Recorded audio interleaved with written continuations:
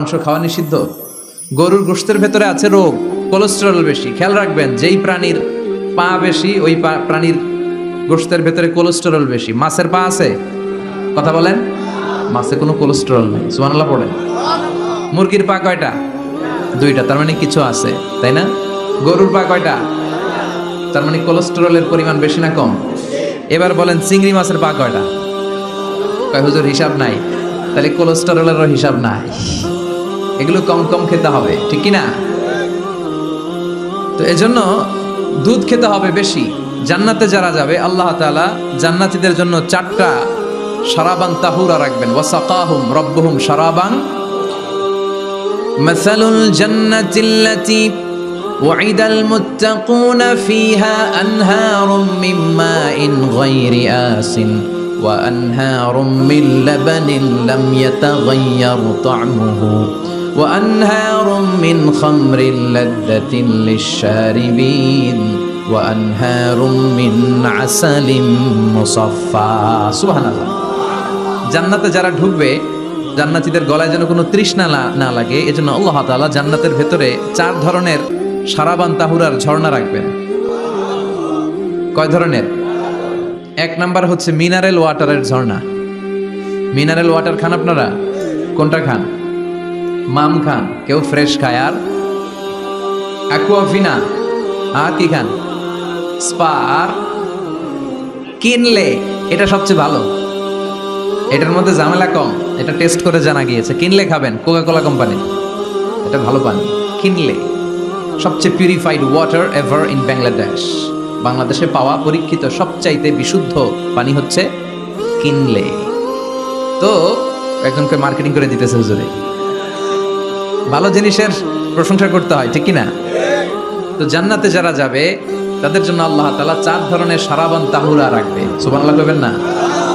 1 number mineral water, mineral ওয়াটারের ঝর্ণা, আপনি ওখান থেকে দেদারসে পান করবেন। নাম্বার 2 দুধের ঝর্ণা, দুধের ঝর্ণা, ফ্রেশ মিল্ক এর ঝর্ণা থাকবে। নাম্বার 3 মধুর ঝর্ণা, মধু খাবেন বেশি বেশি, মধুর মধ্যেও শিফা আছে। এই কোরআনে 2টা জিনিসের ক্ষেত্রে আল্লাহ উল্লেখ করেছেন শেফা। এক হচ্ছে কোরআন, কোরআনটা নিজেই শেফা, সুবহানাল্লাহ। আর হচ্ছে মধু, মধুর ভিতরে শেফা আছে না নাই? আছে। তো বিশুদ্ধ পানির ঝর্ণা, দুধের ঝর্ণা, মধুর ঝর্ণা। আরেকটা থাকবে মদের ঝর্ণা। সুবহানাল্লাহ বাড়িতে গিয়ে বললেন, দুনিয়াতে মদ খাওয়া হারাম করছে কে? আর ওই আল্লাহ জান্নাতে আপনাদেরকে মদ খাওয়াবে। বোতলের মদও আছে, এটার নাম রাহিকুম মাখতুম, সিল্ড ওয়াইন। মিজাজুহা কাফুরা, কর্পূরের ফ্লেভার থাকবে। মিজাজুহু মিন তাসনিম, তাসনিমের ফ্লেভার থাকবে। মিজাজুহা জানজাবিলা, জিঞ্জার ফ্লেভার, আদার ফ্লেভার থাকবে। সুবহানাল্লাহ পড়ে। কিন্তু ওই মদ খেলে মুখে দুর্গন্ধ হবে না, মাথায় মাতলামি আসবে না। আল্লাহু আকবার। কারণ ওই মদটা জান্নাতের যে সুন্দর সুন্দর সুঘ্রাণওয়ালা গাছ আছে, ফুল আছে, ওই ফুলের নির্যাস থেকে আল্লাহ বানাবেন। সুবহানাল্লাহ পড়ে। এজন্য এই 4 ধরনের সুপেয় পানি আল্লাহ তাআলা জান্নাতীদের জন্য রাখবেন। এর চেয়ে দামি একটা পানি রাখবেন, ওইটার নাম হচ্ছে আল কাউসার। কি নাম? পড়েন, ইন্না আ'তাইনাকাল কাউসার ফাসাল্লি লিরাব্বিকা ওয়ানহার ইন্না শানিআকা হুয়াল আবতার। সুবহানাল্লাহ। কাউসারের একটা ঝর্ণা থাকবে। এই কাউসারের পানি আহলা মিনাল আসাল, হাউজে কাউসারের পানি মধুর চেয়েও মিষ্টি। আবিয়াদু মিনাল লাবান, দুধের চেয়েও সাদা। আবরাদু মিনাস সালজ, বরফের চেয়েও ঠান্ডা। এক ঢোক যে খাবে চিরকালের জন্য তৃষ্ণা মিটে যাবে। এই সবগুলো যেন আল্লাহ আমরা পান করতে পারি। আর জোরে পড়েন আমিন। জান্নাত এমন জায়গা, যে জায়গায় শুধু শান্তি আর শান্তি। জান্নাতে অশান্তি আছে? মারামারি, কাটাকাটি, কিলাকিলি, হরতা, টেনশন, ব্যারাম আছে কি? আরাম। জান্নাতে আছে কি? নাই কি? ব্যারাম। আরামের জায়গা, কোনো টেনশন নাই। জান্নাতের ভিতরে রোদ নাই, বৃষ্টি নাই। ভূমিকম্প আছে? দুনিয়াতে ভূমিকম্পের টেনশন হয় না। বন্যা আছে জান্নাতে? পুলিশের দৌড়ানি, র্যাবের দৌড়ানি আছে। বাড়ি ভাড়ার টেনশন, বিদ্যুৎ বিল, গ্যাসের বিল, ঘুমে ধরে না আমাদের, ঠিক কি না? জান্নাতে কোনো টেনশন নাই। জান্নাত হচ্ছে আরামের জায়গা।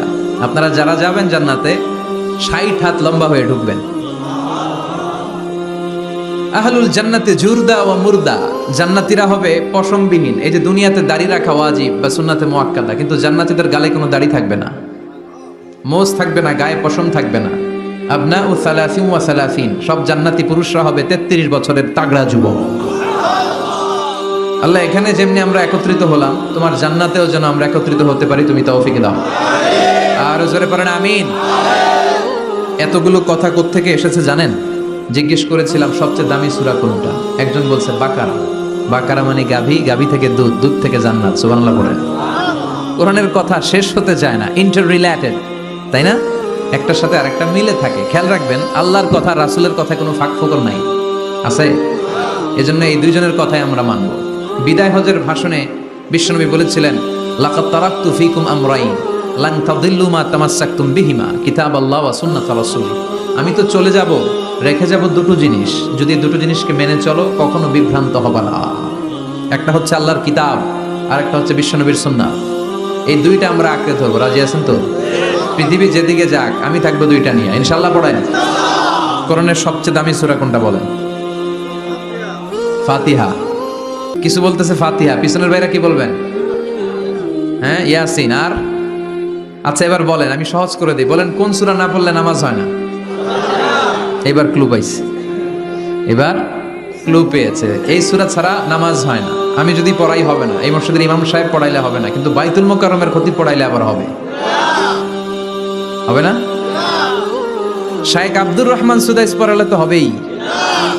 খাইছে কত বড় মুফতি দেখছেন, কত দিয়ে দিচ্ছে। জি না, আসলেই হবে না, কারণ এটা এমন সূরা, এই সূরা না পড়লে নামাজ হয় না।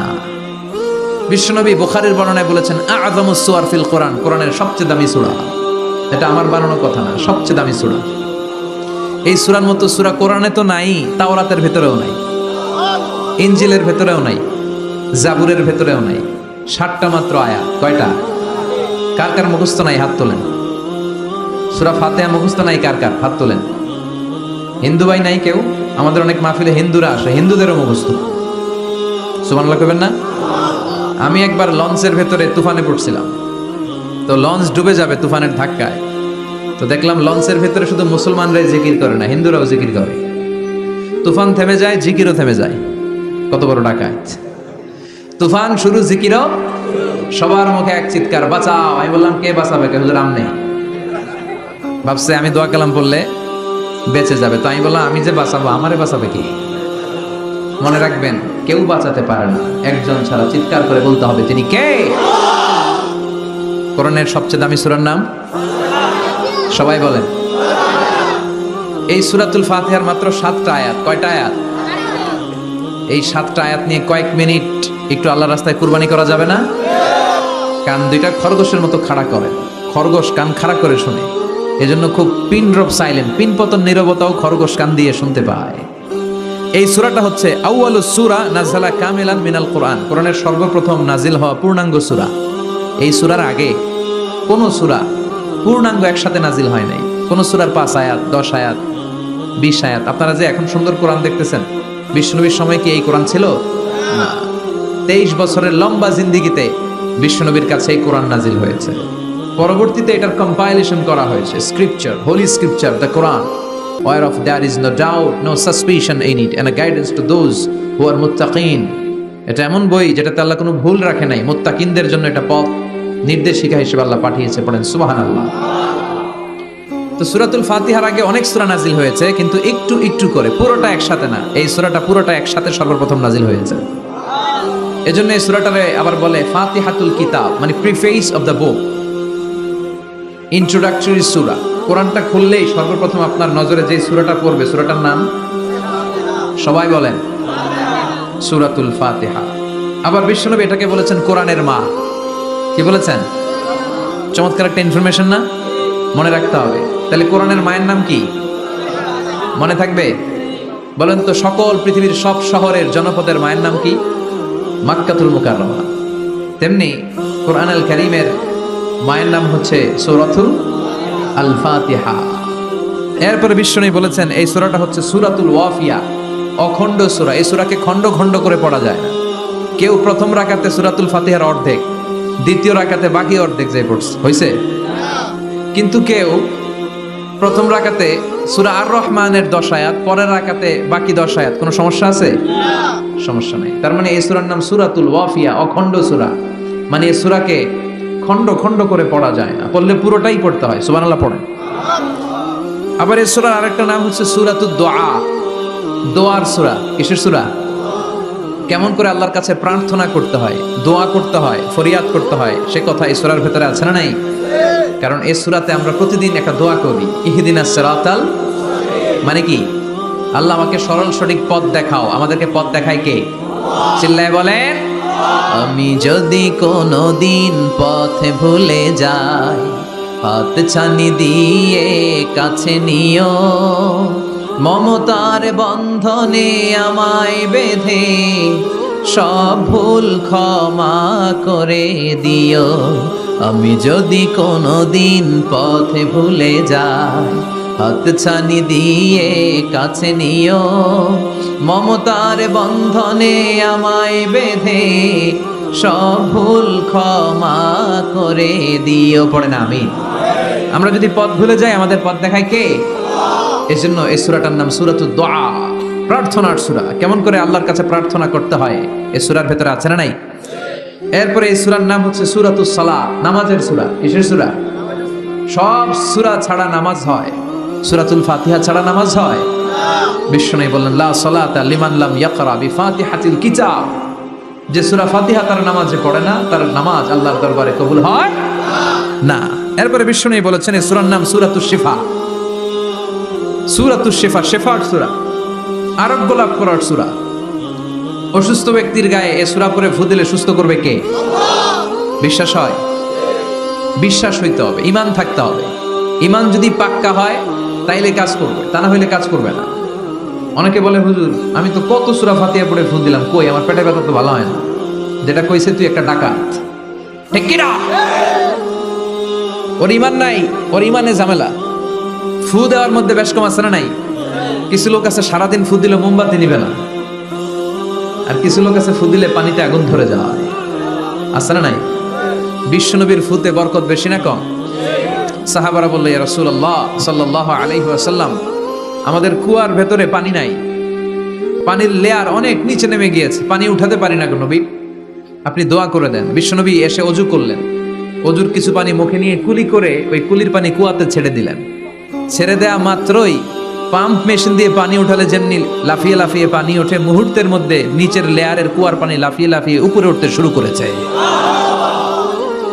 আরেক সাহাবী বললেন, ইয়া রাসূলুল্লাহ, ইয়া হাবিবাল্লাহ, আমাদের কুয়ার পানি বড্ড লবণাক্ত, লবণাক্ত পানি আমরা পান করতে পারি না, আপনি এসে দোয়া করে দেন যাতে কুয়ার লবণাক্ত পানিটা মিঠা পানি হয়ে যায়। বিশ্বনবী সাহাবীর সাথে গেলেন, ওযু করলেন, কুলির পানি কুয়াতে ছাড়লেন। 1000 বছরের লবণাক্ত কুয়ার পানি মুহূর্তের মধ্যে মিঠা পানি বানিয়ে দিল কে? এই সুন্দর ফুল, সুন্দর ফল, মিঠা নদীর পানি, আল্লাহ তোমার মেহেরবানি। তুমি কতই দিলে রতন, ভাই বেরাদর পুত্র স্বজন, ক্ষুধা পেলে অন্ন যোগাও, মানি চাই না মানি, আল্লাহ তোমার মেহেরবানি। পড়েন, সুন্দর ফুল, মিঠা নদীর পানি, আল্লাহ তোমার মেহেরবানি। সুবহানাল্লাহ পড়েন। বিশ্বনবীর ফুতে বরকত আছে না নাই? কারণ ঈমানটা ছিল তাজা। তাজা ঈমান থাকলে সব সম্ভব। চিল্লা এখন ঠিক কিনা? যে ঈমান প্রয়োজনে জ্বলে ওঠে না, যে ঈমান সত্য ন্যায়ের কথা বলে না, যে ঈমান প্রয়োজনে জ্বলে ওঠে না, যে ঈমান সত্য ন্যায়ের কথা বলে না, যে ঈমান বাস্তবে নাই, যে ঈমান অন্তরে নাই, মুখে শুধু কথার কলি, কি করে তারে বলো ঈমানে বলি, ঠিক না? কি করে তারে বলো ঈমানে বলি, কি করে তারে বলো ঈমানে বলি। যে ঈমান দিন কায়েমের আন্দোলনের ধার ধারে না, যে ঈমান লেবাসধারী কোরআন হাদিস তাও পড়ে না, যে ইমান খাজার নামে মাজার গড়ে ফুলুস কামায়, আছে না নাই? যে ইমান শিরকিয়াতের আমল করে ভীত না হয়, যে ইমান ইমানে ভুলে নাস্তিকতার মঞ্চে ওঠে, আছে না নাই? যে ইমান বাতিল মতের দোসর হয়ে ফায়দা লুটে, যে ইমান শুধুই কেবল খায় দায় আনন্দ করে, যে ইমান দেখে না যে আরাকানে ভাইরা মরে, যে ইমান বাস্তবে নাই, যে ইমান অন্তরে নাই, মুখে শুধু কথার কলি, কি করে তারে বলো ইমানে বলি, কি করে তারে বলো ইমানে বলি, কি করে তারে বলো ইমানে বলি। চিৎকার করে বলেন ঠিক কিনা? তার মানে ইমানে ইমানে পার্থক্য আছে না নাই? আমরা পাক্কা ইমানদার হতে চাই, আমরা পরিপূর্ণ মুমিন হতে চাই। যে ইমান ছিল আবু বকরের অন্তরে, যে ইমান ছিল ওমরে ফারুকের অন্তরে, আল্লাহ তুমি কবুল করো। তাহলে এই সূরা এমন সূরা যে সূরা পরে ফু দিলে অসুস্থরে সুস্থ করে দেয় কে? বিশ্বাস হয়? ইমান আছে তো? গন্ডগোল নাই তো? ফু দিলে সুস্থ হয়ে যাবে।